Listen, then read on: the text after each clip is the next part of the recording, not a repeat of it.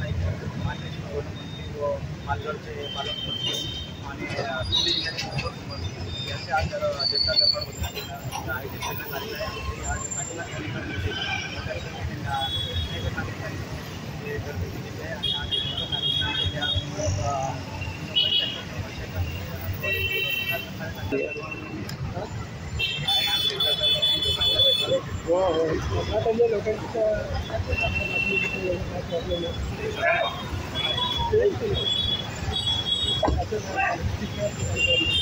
समोरचं लाईव्ह दाखवत आहोत आणि आज इथे वनमंत्री येणार आहे तर गणेश नाईक म्हणून पोलीस फौज आताही मोठ्या संख्येने इथे उपस्थित करण्यात आलेली आहे आणि थोड्याच वेळात गणेश नाईक वनमंत्री, महाराष्ट्र राज्य व पालकमंत्री पालघर व ठाणे जिल्हा संपर्क मंत्री भारतीय जनता पार्टी यांच्यात आगमन होणार आहे. महाराष्ट्र राज्य वनमंत्री माननीय गणेश नाईक साहेब यांचे आगमन झालेलं आहे.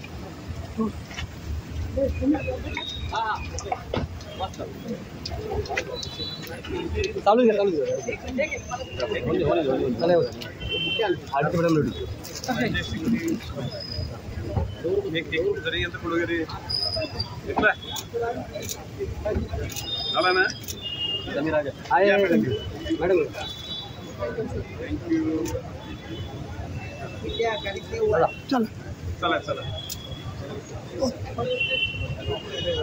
प्रत्यक्ष जनता दरबाराला आता आपण सुरुवात करणार आहोत.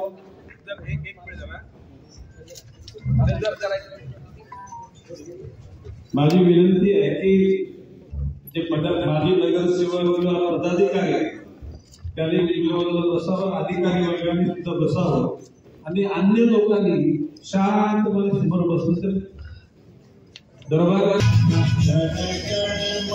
अधिनायक जय हे भारत भाग्य विधाता, पंजाब सिंध गुजरात मराठा द्राविड उत्तर गंगा, विंध्य हिमाचल यमुना गंगा, उच्चल जलधि तरंगा. जय हे भारत भाग्य विधाता, जय हे जय हे जय हे जय जय जय जय हे. भारत माता की जय. कृपया त्यांना विनंती करतो की पहिली 10 मंडळी या व्यासपीठाच्या डाव्या बाजूला उभी आहे.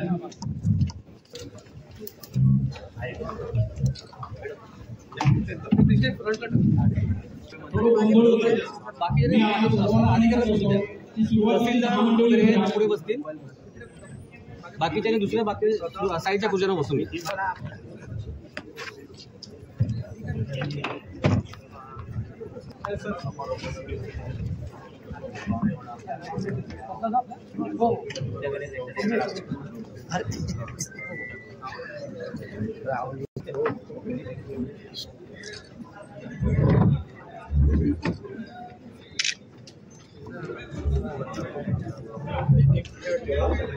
महापालिका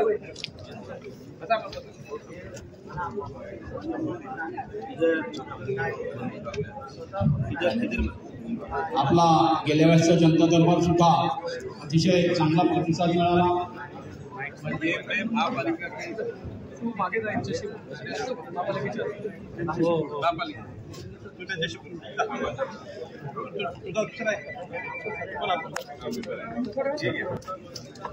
शहर प्रमुख जी तबियत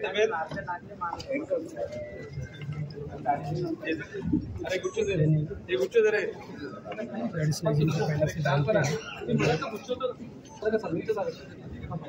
संतोष जरा थांबव, 1 मिनिट थांब.